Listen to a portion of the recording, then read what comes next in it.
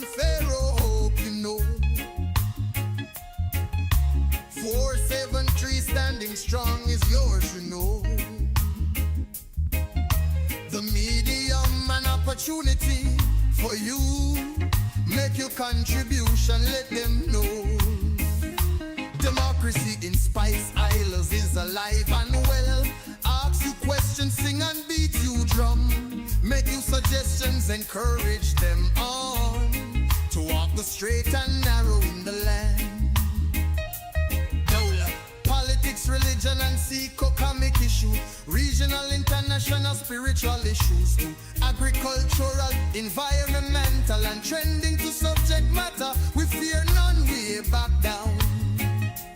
Freedom of speech is enshrined in the land. God, we freedom, jealous and they in Cuba, Russians and Chinese and lucky like we. Rhine and North Korea, wish they had it too. Most of the Caribbean, lucky like we. Studio Galaxy Day for you and me. Galaxy Equalizer, ready like Freddy. And Studio Galaxy 473 in Confero. We freedom of speech is sacrosanct. Make use of it. Let no one challenge. Blow your shell, beat your drum, tell others. Like and share, subscribe and discuss it too. Let the world know Studio Galaxy is around.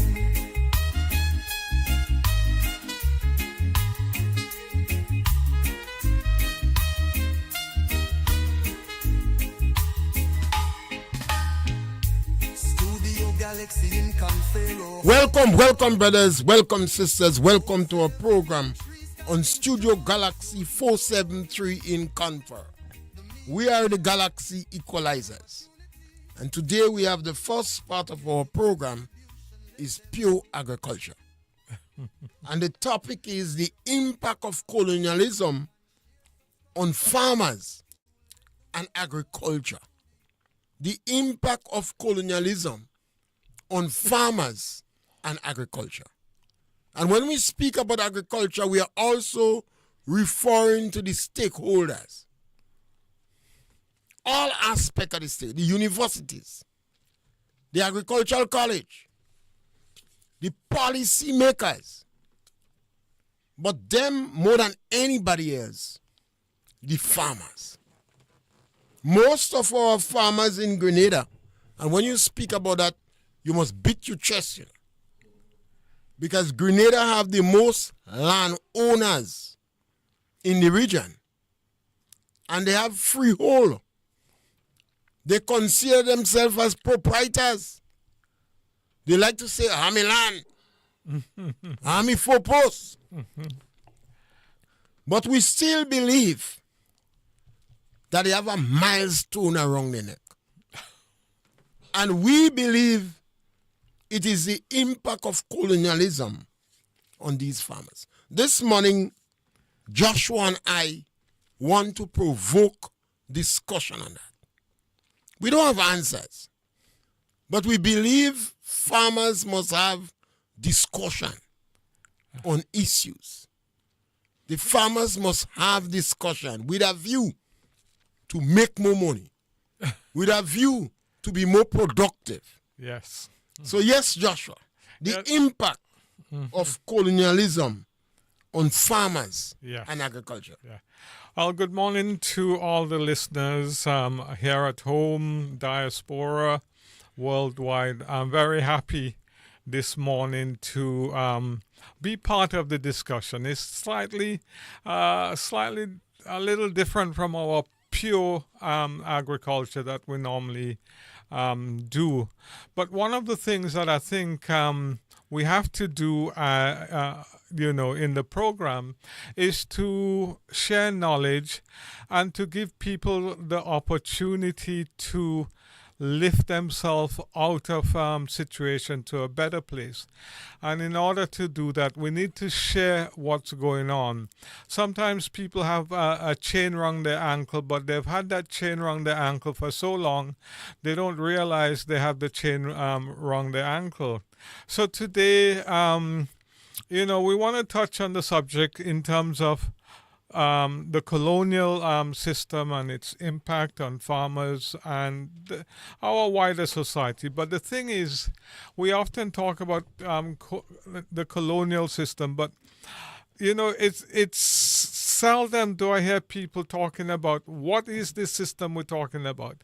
So I'm going to give you a little description of the colonial system, what it means, what it's all about. So, to do that, I'm using Mr. Google.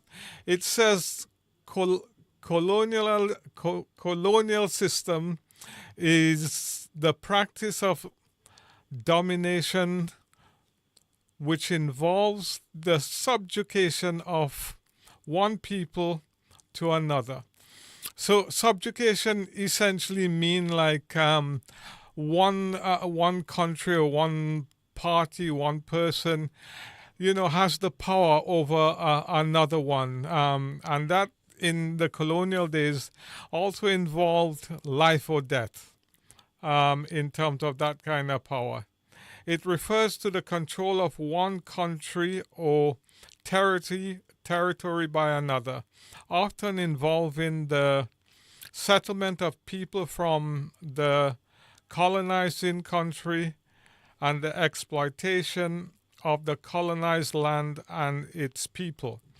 So that's a little summary in terms of what colonization means. Now, what's more important is what impact has the colonial system had on our farmers, on our society.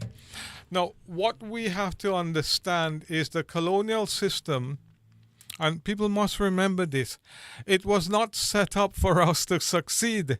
So the fact that we have been succeeding in certain little areas using the colonial system is a testament to the spirit of the Caribbean people as a whole. Many countries talk about decolonization. The Americans talk about decolonization because we forget that they too were colonized at one point. The Canadian, in terms of the universities, talk about decolonizing the systems, etc. Now, when the colonizers came, they set up systems to suit them. So you'll find like things like transport routes, airline flights, ship routes. It went to Europe, it went to Britain.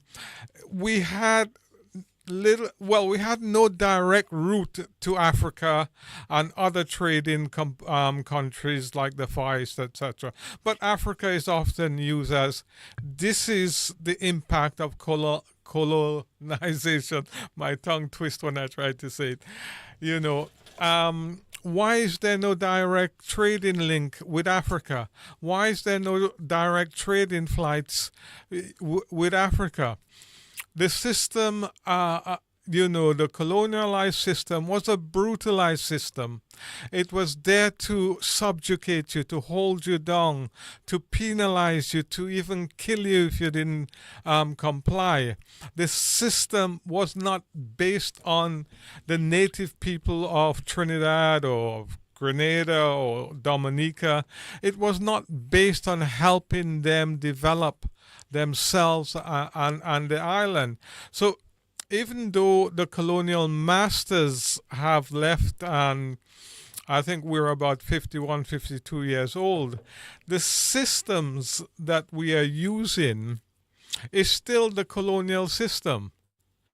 And we have to ask ourselves, why have we not decolonized our system? Our bananas. When our system was challenged, this is a system that the British and the Caribbean had in terms of preferential treatment, they call it. And this was challenged by the big planters that was owned by the U.S. companies. Chiquita, I believe was the name. They went to the World Trade Organization, and the World Trade Organization said, no, Britain cannot give you preferential treatment, even though you're an ex-colony, etc. And we had a whole, economy wrecked as a result of that. And in Grenada today, and I suspect some other Caribbean island, we have not recovered from that. So you have to ask yourself, why are we producing cocoa? Why is Grenada producing cocoa? Why is it producing nutmeg? Is it simply that we have a market? Is it this the best return on our investment that we can make in terms of cocoa? Or is it that the colonial system, it was just set up and it was easy to follow? But is it actually helping develop our country? You have to look at if you look at our educational system.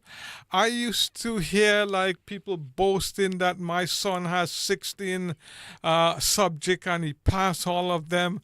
And at the end of the day, he's not properly skilled to get a job. Yeah, he might go and get some more qualification, degree, this and that. But the key skills that a society needs, like math, English, physics, chemistry, these subjects and them are seldom advanced in our educational system. We have all kinds of arts that we advance and go through, but nothing really in terms of the sciences, which is what really drives a country. And then when you look at you look at agriculture, and we, in terms of the colonial system, our role really is to provide raw material to the developed world at a very, very low cost, buy it back a secondary process at a high cost, take the technology from the so-called first world, although there's no first, second, and third world. We all live in the same world. Take the technology that places like France and Britain no longer want and buy it from them, bring it to the Caribbean. And within, 3 months, 6 months, it breaks down and it becomes like a museum. And that is the colonial system that we've inherited, and we continue to use that system without really analyzing and thinking, well, what is the colonial system? What does the whole thing mean? So I hope today we give you an example in terms of what the system means. And the colonial system, we live in the parish of St. Andrews, which includes Grenville. And I'll give you a good example of how it works. So when the colonial people are building a town or whatever, they look at Grenville and they say, it's lowland, it'll flood. And they'll say, well, we could use this amount of material and build Grenville. And one engineer would say, well, Grenville floods. How often will it flood in a year? They say, well, it might flood 3-4 times a year. They'll do the mathematical calculation and they'll say, well, it don't make sense spending the extra money to make sure it's flood proof. We'll let it flood 3 or 4 times a year.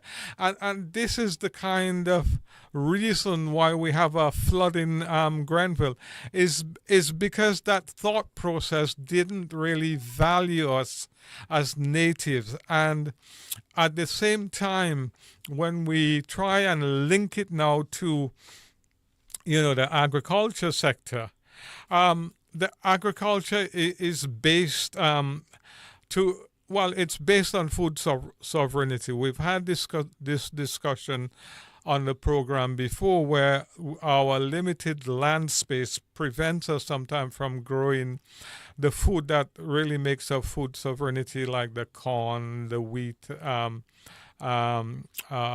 barley, and some other crops. There's about 3 or 4 crops that they consider to be like crops that causes you to have food sovereignty. So what it means is that you could survive on those crops.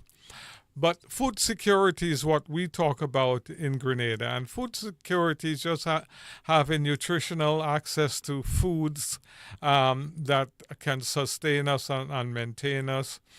We do a little bit in terms of growing,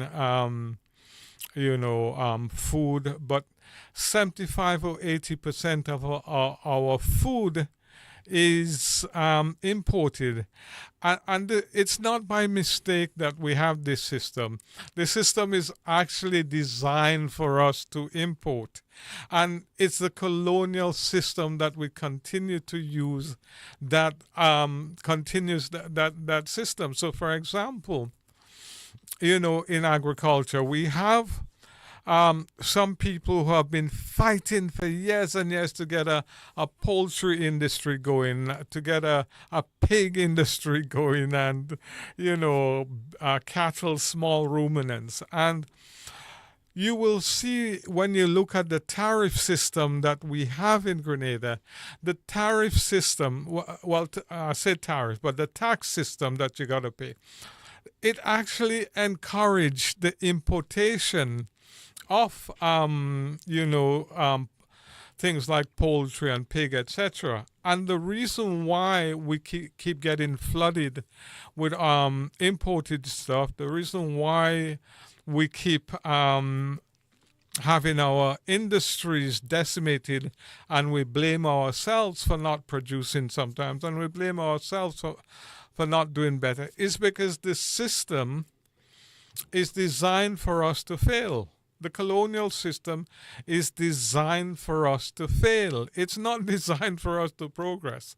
So, for example, let me tell you what the Europeans and the North Americans and the Russians did. In 1953, there was a meeting in terms of the Europeans to look at food. They realized at that point that the colonies that they had were being lost, and they were using the colonies to supply their food, but they no longer were going to have these colonies. So they decided they had to, grow their own food. So what they did was to create a massive infrastructure of subsidies. So the farmers in Ireland, in Britain, they were paid to just produce this food. At one time in Britain, they had what they call a cheese and butter mountain. Like they produced so much cheese and butter, and there were no market for it, and it was just wasting. But they were convinced that they had to subsidize the farmer, so the farmer would have an advantage over the rest of the world.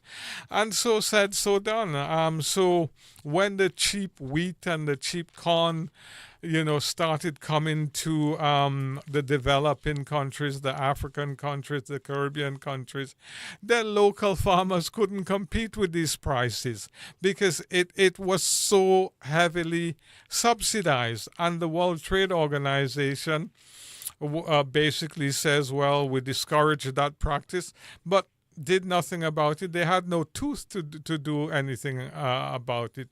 So we had one part of the world in terms of its system of domination using the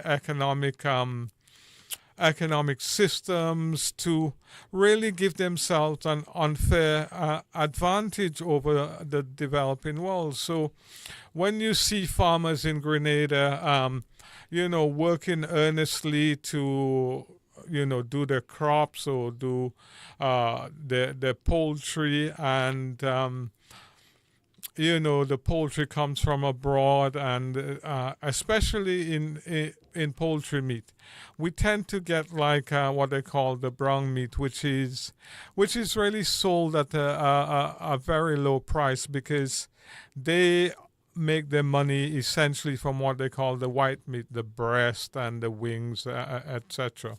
The brown meats are used for export. So our farmers often start off at a big big disadvantage.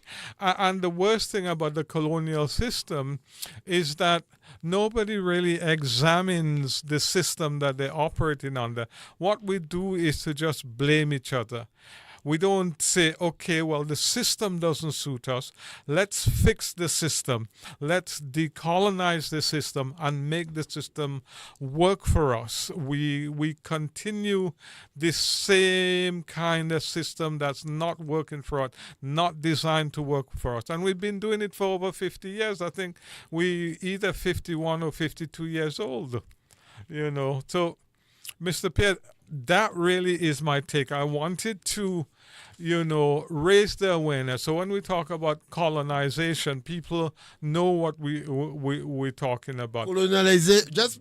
Just remember that the number to call is 536-2558. And the topic we selected was the impact of colonialism on farmers and agriculture.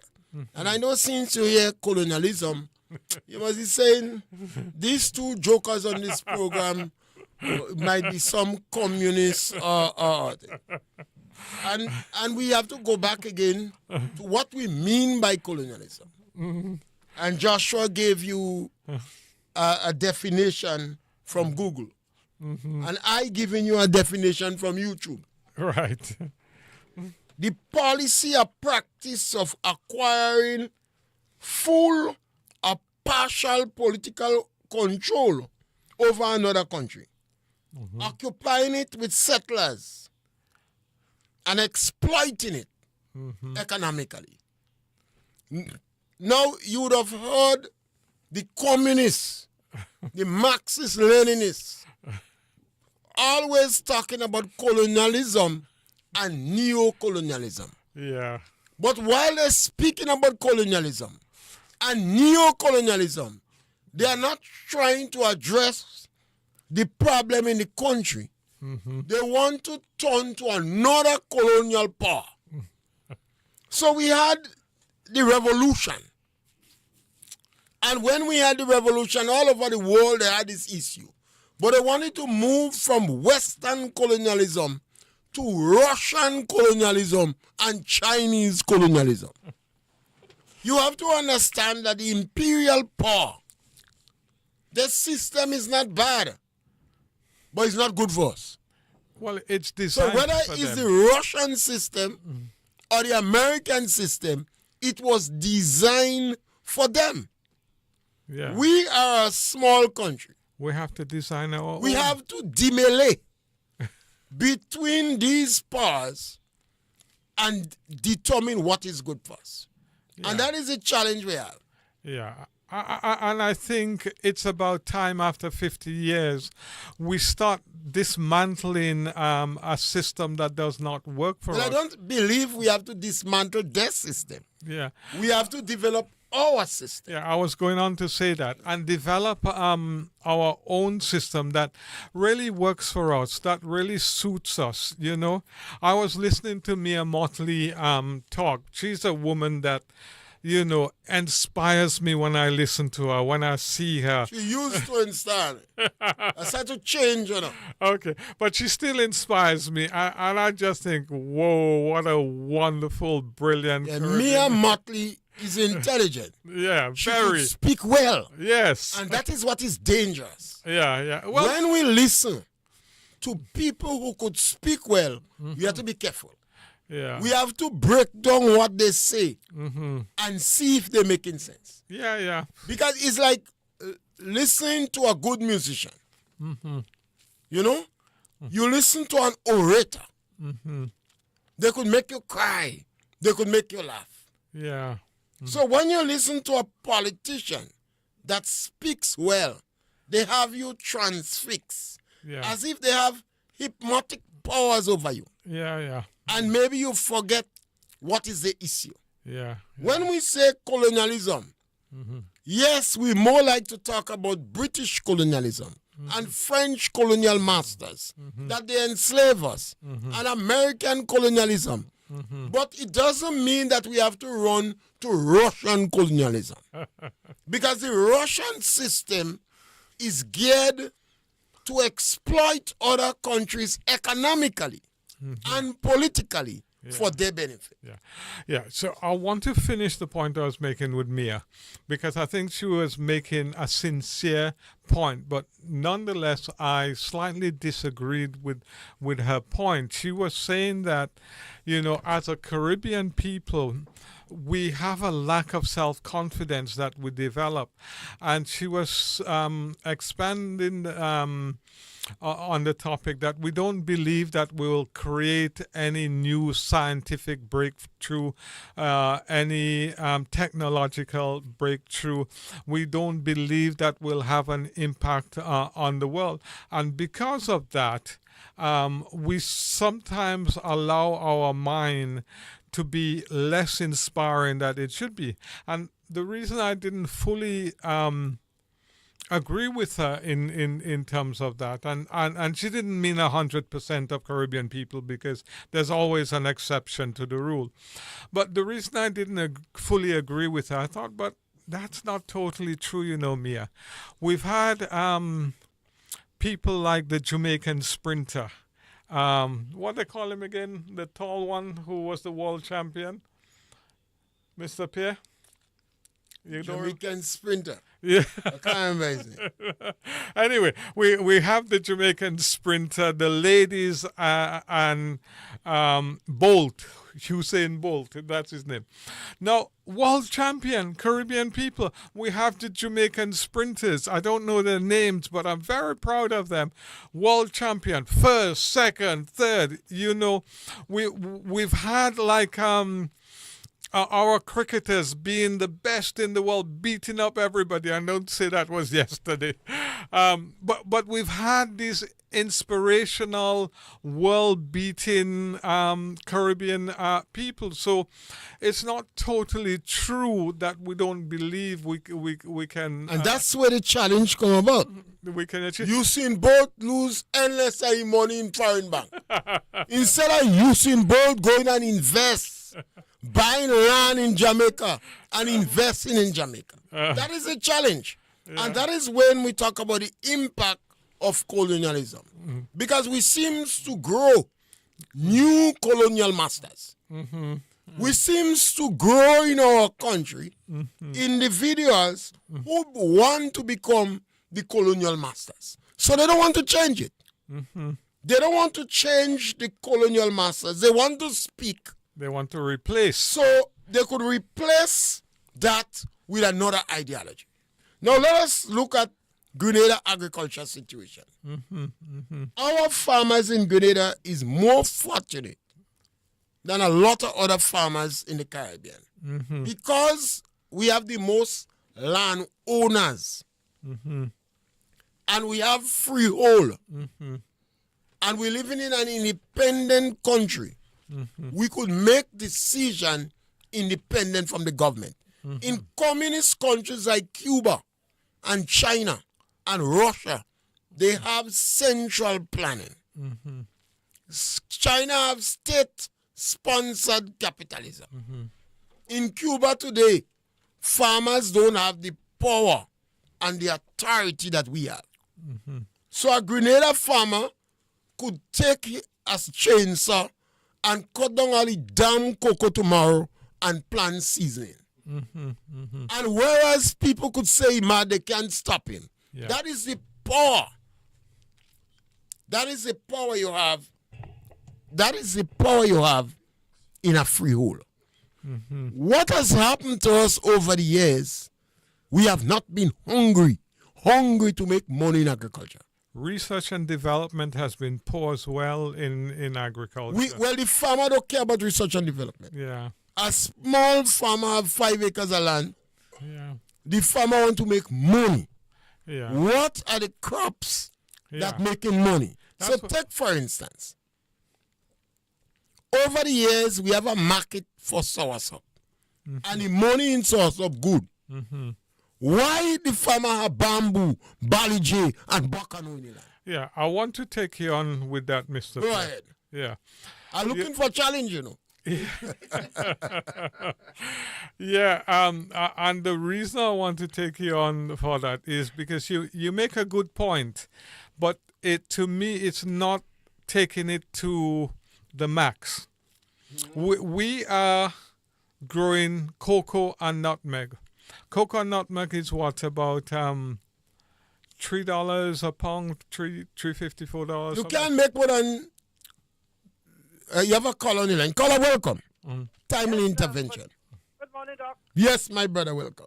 And morning to the other Doc. Yes. Good morning, good morning. How is it today? I'll tell you, I'm sure your ears just ring a lot, eh? I'm not. Because we say so much things about you all, you always must ring. These two doctors there. And We're not hearing you clear. I said we say so much things about you all that you always must ring. Okay, yes, thank you. And then the other doctor, BJ. That's his special person on radio. I'll tell you something. Very low. We talk about colonialism. But to me, thanks be to God that we had slavery to put us where we are. Because hadn't it been for slavery, we would not have been here. This generation would not have been here. But we did not take advantage after slavery was abolished, physical slavery was abolished, to use what we was flogged to produce, to continue for ourselves. And we allow it to go by, we damage it. Now we're asking for reparation. Yeah? Something that we will never get. I send to you. Our problem is, right now, is not the farmers. Our problem is our leaders. And I'm talking about these present leaders. I'm talking about leaders through the 80s. From the British to now. Because in the days of the British, things was much, much better. But the successive leader did not take it from there and to put us in a state where we shouldn't be in that position today. For instance, we have some very old road, because we have a good network of roads. We have some very old road that is still in the colonial state. Despite the fact we had the money, we had new leadership, we never improved on this road to create more productive areas. Yeah? So I am putting this problem that we're experiencing today on our leaders. You cannot get a better farmer in the region than the Grenadian farmers. We as farmers, I work hard. We work very hard to build and sustain the economy. Yes. But it did not put us into an economic state because the return is still small. And no one is contemplating and ensuring that we have a brighter return so that we can continue. So the farmers are stressed out and fed up. Let me give you one single area. Roads, right? Many of the roads that was damaged in Janet was never rebuilt. In my area, it was never rebuilt. Roads that was damaged in Ivan is never rebuilt. Yet you are pushing the farmer to go in the same field to produce. And when you bring it to the attention of the policy makers, they tell you, well, you know, if we improve the road into that standard, people are going to sell land at higher prices. So what?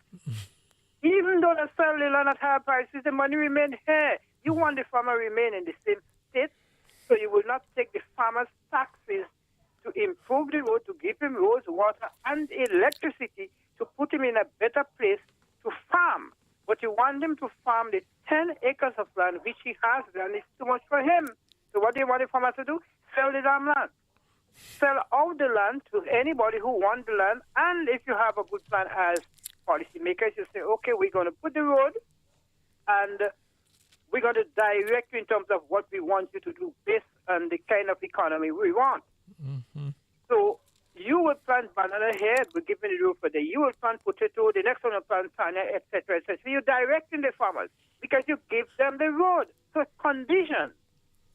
So the farmer going to build a house on his land.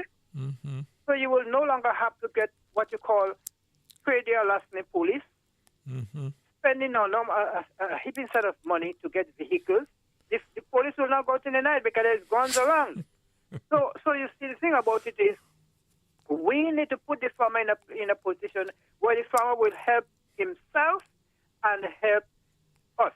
It is not you developing through the state and then the farmer is supposed to develop first.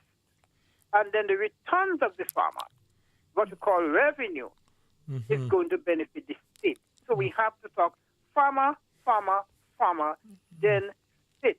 Except we have an interest in the development of the farmer, it does not make sense. The farmers are not stupid anymore. So they're not going to buy your strategy to go and flood the market, and then eventually they still can't get money to buy soup. So they're not going to do that. They prefer to leave the lands there, like me, leave it there. You know, until condition is better improved, that is where we are. And the longer we stay there, is the worse the economy goes. That's why I said to you, Mr. Pierre, and you recognize that if we are not going to change our ways in management, this country is going to fall short of revenue. We are going to shut down. Have a great day, sir. Thank you. You see, the farmers in Grenada have to recognize. Somebody have to say to them, whether American colonialism or British colonialism or Chinese or Russian colonialism or Grenada petty bourgeoisie colonialism, all of them is the same colonialism. It's a policy, a practice of acquiring full or partial political control over another country, occupying it with settlers and exploiting it economically. In today's session, they're not occupying it with settlers. They have the television, so they're advertising snacks and milk, powdered milk, so you don't drinking goat milk anymore. Yeah. And all your children going in the supermarket and they're eating things in paper with plenty salt and plenty sugar in it. Yeah. Sugar is more addictive than cigarette. Yeah. Let me repeat that. And when I speak, I dare you. So I want the medical doctors to take me on. Because they must win me. They're bright. Sugar is more addictive than cigarette. You see how we women, bam, getting big. Sugar and snacks and carbohydrates, they ramming in. Yeah. Fruits and mango and breadfruit and burger porridge and yam pie, they don't bother with that. Macaroni pie. That is also a strategy of the economical power. They don't have to send settlers again. They have the television. Yeah, that's a good point you make, Mr. Pierre. Very, very good point. You know, after you colonize people and then you control their minds for long enough, you don't have to have the master there looking over them. You just have to press the button and they will comply. And in order to maintain their systems and sell their products, you know, the television has been powerful in terms of doing that. But I'm going to go back to the point I wanted to make. You had mentioned in terms of soursop. Now, logically, soursop could be selling in Grenada for about $7 to $10 EC to the farmer. There's no reason why it can't, because the minimum kind of prices you will get for soursop in the United States when you're selling it is about $10 US. So there's no reason why we can't pay the farmers here $7 EC or even $10 EC, and then the exporter then still have $17, $7 for transport, etc., and maybe $10 for his profit.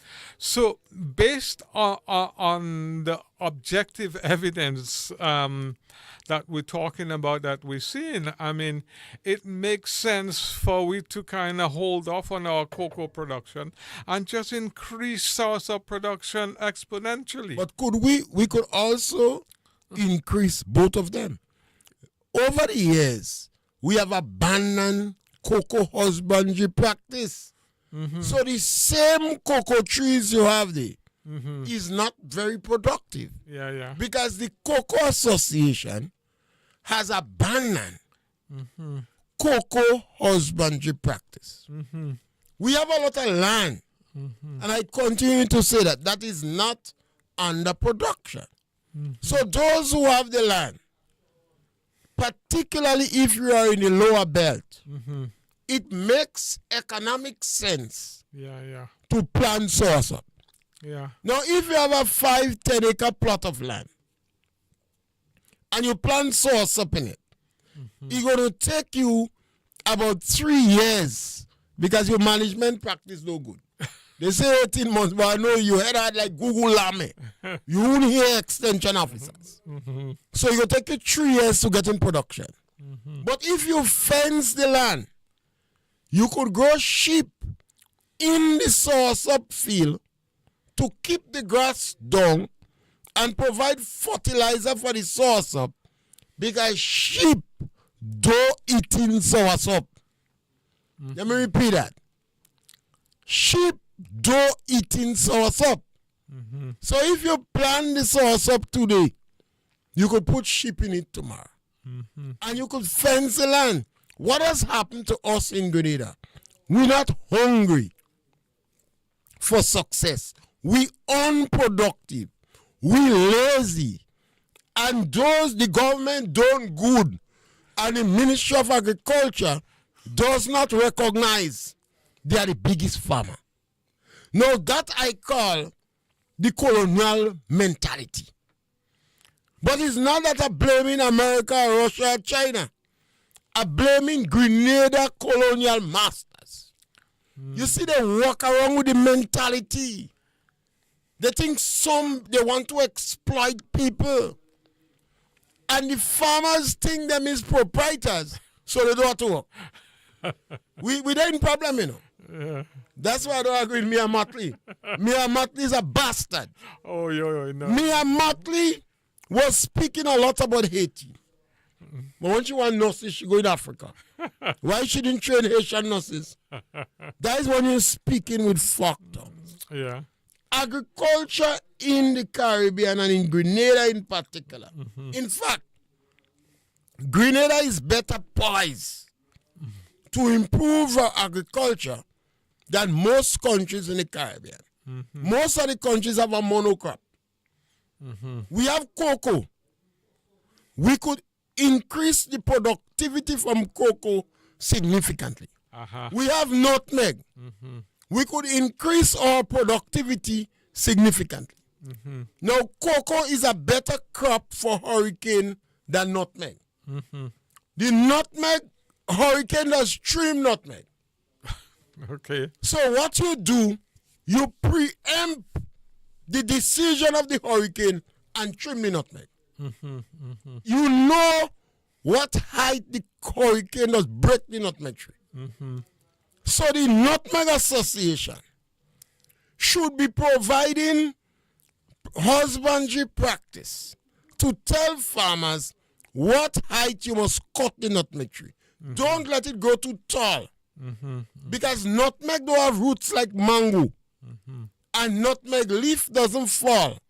And the branch doesn't break. So the hurricane either break the top or it throw down the whole tree. And then you have the tumbling effect. So perhaps we have to plant our nutmeg deeper in the ground. Don't let it grow at that height it's growing. And put it further apart. This is not rocket science. This is because we have some pig-headed people with plenty certificate walking around with a bag of problem. Simple. We must plant the nutmeg deeper. We must, the hurricane tell us where to cut the top. So when hurricane come, he break the top. Because the nutmeg tree is so close together, the tumbling effect take place. Well, this is not rocket science. Yeah. But Mr. Pierre, it's important these discussions that we have in here. Even, just sitting You think the next. farmers bothering us? Yeah, but not all will bother with us, but just a few, and then it will catch them because we know But we have to continue every day. we know that once people see people making money, they go start paying attention. So that's one of the. All farmers not doing too badly, I know. All farmers are easily satisfied. Yeah, I know. You have farmers' children going in town and work for $1,500, and the farmer paying people $60 a day. Yeah. And the children don't have to pay electricity and telephone and water. Yeah. And the parents still give them money. Yeah. They dirty children. Yeah, I know it's They dirty children. yeah. You are one among the smart farmers with stupid children. But how you gonna say children stupid? You can't say that. I don't even say this thing either. Yeah. How a farmer that have 10, 20, 50 acres of land and he's struggling to get good productivity, Yeah. but his child is going to work for $2,000 a month in St. George's, paying $500 for a bus. Yeah. Parents have to give them money because they can't pay rent, nothing. That is a stupid child. Yeah. And that might be the case in It some. might be the case. In You don't some find that the case. Yeah, but let me make let You don't me find that the case. let me make a serious point. We No, we can't. I'm just joking. Yeah. We can't say farmers' children stupid. yeah. We take back that. Yeah. Okay, so I want to make that point. You've heard Mr. Pierre, you've heard myself talk about nobody's coming to save us. We have to save ourselves. And part of saving ourselves is having discussion like we have in here so that we start to look at where is the root of the problem? What is the cause of the problem? Why are we experiencing this? How can you fix that? Now, Why not start from the solution? yeah, What is the solution? yeah, we could start. Shock. You call it shock therapy. Yeah, we could start. You farmer, you have a set of land. You do not if you poor. You go and beg in Grenada for a pound of rat poison. You have a big SUV vehicle. Yeah. Drive it. Why don't go and buy rat poison in close to shop? Yeah. Or instead of buying rat poison, why not get 2 cats? Yeah, yeah. So we could start from the solution as well. But I believe conversation is what we have in. Some people might disagree, some will agree, and that's democracy. When they disagree, that's better. Actually. Yeah, that's Or democracy. we could have a discussion. Yeah, that we live in. But I If we're firmly, in Cuba, we're in jail. yeah, I firmly believe we need to have these discussions. We need to hear our politician talking about how do we decolonize our country, our systems, etc. And I believe that the problem is twofold. One is that we haven't looked at the root causes of our problem, and for me, I'm in a slightly different position because often I'm asked to do work to solve problems. And I believe that our problem is twofold. One, we've not paid attention to the causes of our problem. Two, our leadership have not been as probably as, They don't have agricultural sense. well, I could agree with that. They don't have agricultural sense. They don't have. Yeah, I could agree that agricultural And sense... most of them are not farmers. Agricultural sense Do you have agricultural sense? has been missing. And so, not knowing the root cause, not having agriculture at heart or agricultural sense has held us back. But as we have in these discussions and we saying like food security is national security, and not only are we saying that... It's sensational words. Yeah, not always saying that on the program, but the politicians are saying that as well. But what we're not seeing is, okay, well, if food security is national security, why is it that our system that you operate in allow food to come into Grenada below the cost of production? And Remember, we have to remember that we sometimes say a global village. All the advertisement, does the Ministry of Agriculture advertise? No. So if all the advertisement or people saying is from outside. It's about snacks. Yeah, yeah. You know, we are. I agree with what the you premise. expect? Yeah, I agree with the premise of your argument. We were there begging people to eat more eggs. It's good for your brain. It's good for your health. Eat more eggs. And World Egg Day came and passed, and there was nothing. The ministry doesn't talk about that. Yeah, there's Even nothing. the poultry farmers in Grenada, they're talking about eat more eggs. Yeah. The athletes. Yeah. And egg is a superfood. And that is our challenge. So the colonialism, that anytime we hear this word colonialism and neo-colonialism and imperialism, you know it's the communists, the Marxist Leninists that's speaking. But they want to take us and put us on the central planet. Yeah. They want Cuba. And Cuba is not doing well. Not in agriculture, not in economics. Big country like Cuba, they're not doing well. They only promote health to get foreign exchange. Now, China, United States is the biggest consumer in the world. So no matter it's about 340 million people, and China 1 point something billion people. United States is the biggest consumer, so it's the biggest market. So irrespective of what they say, they have to go back to the golden rule. Now, you hear the African leaders conveniently speaking about Africa. But at the international level, Africa is 56 countries. I think 53. Well, It with might be 50 plus. 50 yeah, plus. 53 I've heard several times. CARICOM, if we in Grenada here, we have, like I want to zero in on Grenada for a while. Grenada is in the best position in the Caribbean to excel where agriculture is concerned. We may not have the quantum, the quantity, but because we export more than one product, we export nutmeg, cocoa, fish, soursop. Yeah. In addition to that, Grenada have the power to export about 20 other crops to the U.S. market.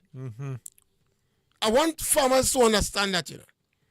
Grenada have the power to export 20 other crops to the U.S. market.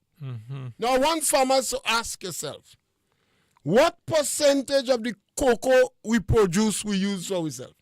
Very little, I think. I think Maybe we're using under more. 5%. Yeah, we're using more now. Maybe but- 5%. Yeah. What percentage of the nutmeg we produce we use?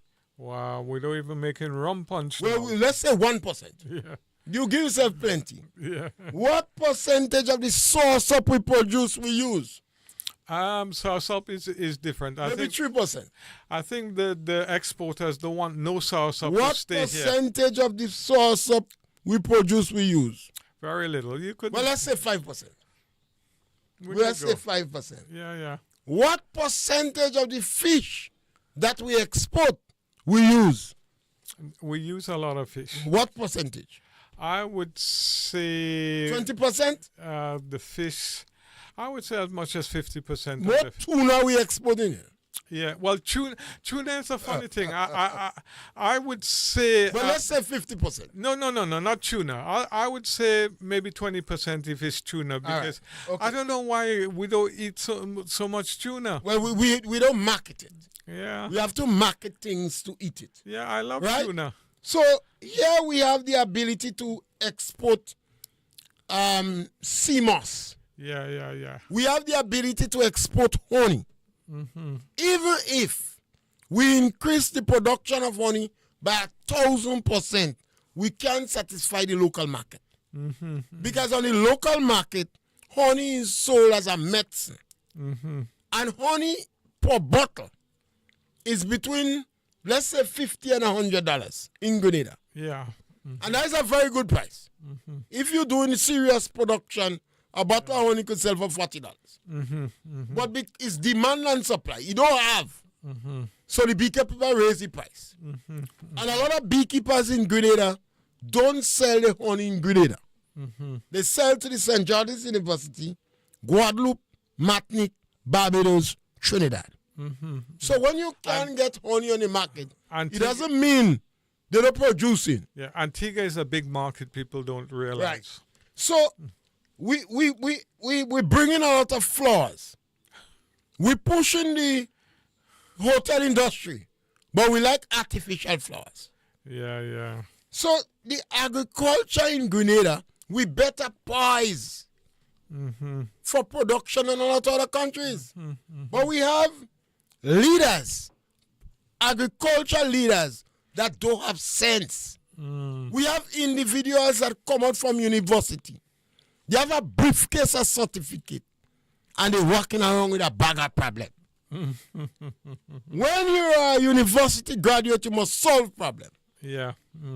And we in Grenada must start to ask the question. If a man say he has management and psychology, and you don't know him, I will ask him, do you have children? Are you married? Because if you have a whole set of bad behaved children and not employed him, if he can't manage one wife and children, how you go manage me, please? You see them African have 5 wives, they want move. A Grenadian have 1 woman. You can't manage that. One woman have a master's degree. She have a man, all he have is the birth certificate. She can't manage, you want to manage government department. No, we have to be realistic. You're not talking about the ordinary man without education. Then we're talking about the colonial impact. Well, the colonial impact is no longer the colonial powers, the imperial powers. We have manufactured, construct, and breed some local colonialists. Gary say the children of labor turn against labor. I like that term. Yeah. The children of labor. Yeah. They are the real colonial masters in the country. Yeah. And just to follow on your theme, which is also serious and funny, but I see it in the hotels. I see how the hotels used our own Grenadian people to subjugate and downpress other Grenadians who's come into the hotel, often to supply them. It's like they treat them as second-class citizens. And these are the people who are feeding everybody in the hotel. You see, if we don't change, this is the mentality, the colonial mentality that needs to change. When we speak and we say the impact of colonialism on our farmers and agriculture, we're not speaking about England. United States was once colonized by England. Yes. 1776. Yeah. The Boston Tea Party. 1776 or some way. Yeah. Look at Singapore. Yeah. Some people like to quote Singapore conveniently. Look at Israel. The Israelis may be less than 1% of the world population, but they win the Nobel Prize for Literature about 50% of the time. And you hear a number of billionaires, 25 million people, you know. Yeah. So what we need is a change of mentality. Yeah, we do. Attitude. We need to change that attitude and mentality, and we The need farmers to have the land. decolonize. You have freehold. You could do what you want in the land. How much money you getting for bamboo, Bali J and Bacano? Why don't you cut down the bamboo, Bali J and Bacano and plant sauce-up? Yeah, or some other fruit tree. Well, sauce-up making money and you don't much work. Yeah. You No, I plant it. agree. I agree. You fence the land. You could ask a neighbor to put your sheep in it, you know. Because the sheep would not eat the sauce-up. Yeah. And in 3 years, No, I even though agree. the sauce-up fall on the ground, the sheep not eating it. Yeah. And in 3 years, you sell the sauce-up. Yeah. You don't even have to go in the land, you know. The sauce-up industry is so well organized. Yeah, they come and do it. They even have accommodation with the thieves, you know. They go, they harvest it, Yeah. and they tell you how much you get. Yeah. And the places like Hermitage, they're very good for tea leaves, soursop leaves. If you see the leaves in Hermitage, it's In the higher belt, yeah, it's pristine. you have to threaten to kill the sauce-up every year for it to bear. Now, a sauce-up tree is a good example of a parent, a well-educated parent with one child. Yeah. You notice in Grenada, some of our better or people with more discretionary income, you hear us say, I didn't say rich people, they just have children that are very unproductive. Yeah. So a sauce-up tree in the high belt, because of the nutritious factor of the land, they bear a lot of leaves and they don't bear much fruit. Yeah. So once you harvest in the leaves regularly, you threaten to kill the tree. The tree believes you want to kill it, so it bear a lot of fruits. Simple logic. So if you have children and they don't have nothing to do, you give them a phone, father giving them money, mother giving them money. Normally they're not very productive. They don't turn athletes. They get fat. They don't do well in school. Oh dear. They're more burden to society. Later on, you wish you to make a pig. You eat some pork and then you solve the problem. So a lot of people who have plenty discretionary income, their children is not very productive. It's same like a sauce-up tree in the higher belt. You have to extract the leaves or threaten to kill it. You have to prune it regular for it to bear. You don't have to believe me. Ask the extension officers. Ask the extension officers. When I speak, I dare. So you don't have to believe me. Ask the extension officers. The soursop tree in the higher belt, if you don't threaten to kill it every year, it become unproductive. If you have a child and you have plenty of money and you're not giving the child work to do, and you don't have no discipline, you're not saying you can't spend all these hours on your phone. You have to do well in school. You have to get up and cut the yard. You must go and do voluntary work with people. You must join some group in the school. You can't be using obscenities as if your mouth is a laboratory. That child won't good. Just as a source of truth. Oh dear, yeah. And that is when we speak about the impact of colonialism on the farmers and agriculture. Every time we hear colonialism, we behaving as if we're communists. Russian colonialism too. Chinese colonialism. Imperial colonialism. They're accusing Israel of colonizing Gaza. So colonialism is the policy or practice of acquiring full or partial political control over another country or over another people. And you could occupy it with settlers. And what you do is you exploit it economically. But in Grenada, they don't have no settlers again. They have the television. So we have our people sit down like a couch potato, eating snacks. And we have a lot of colonial thinking Well, minds. yes, in couch Grenada. potato, the days eating snacks. But the snacks are imported snacks. Could you get a cocoa ball in the shop? Could you get a cup of cocoa in a shop? We could get coffee in the rum shop. When you go in the rum shop now, I like my coffee. So most of them will give me a cup of coffee for one because I'm not buying rum. I go in the next shop. But could you get some spice leaf in a shop? They won't do that. What they sell you is the same snacks they see advertising on television. This is the impact of colonialism on the farmers. Joshua, Yes. that's your day now. Yeah. I give plenty time. Well, you give me a bit more than last week. Yeah, because sometimes you turn a colonial power. Okay, people. I like us to have fun on the program, and I like to stimulate thoughts, and I like to, us to kind of bring everybody along in terms of raising awareness. there's been many accusations in the past in Grenada that we only come and see people when it's election and we don't educate them and we want them to remain poor and foolish and all those kinds of stuff. But on this program, we want everybody to kind of be raised. We want everybody to be millionaires if they can.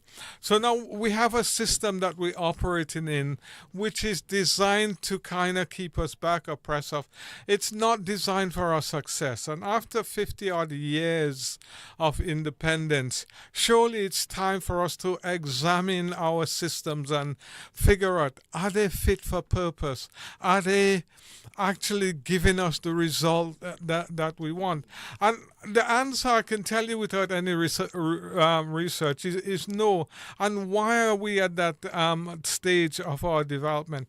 One, it's to do with a lack of kind of research in terms of looking at results that we get. Two, I don't want to blame our leaders all the time because it's easy to blame others.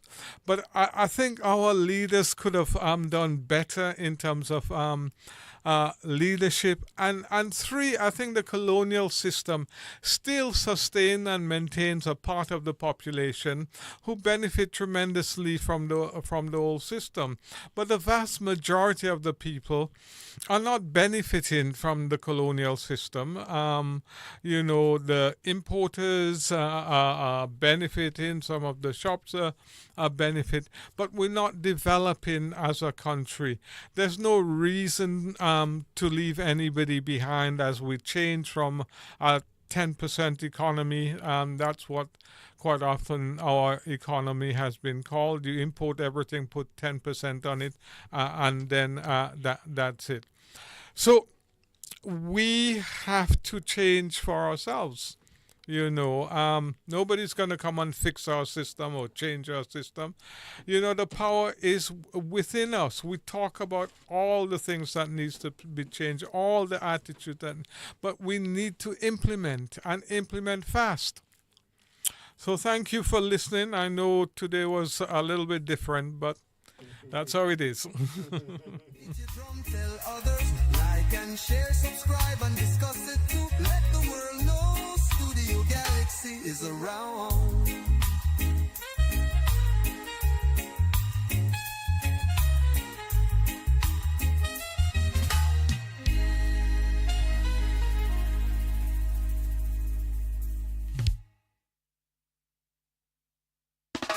Studio Galaxy in Confero, hope you know.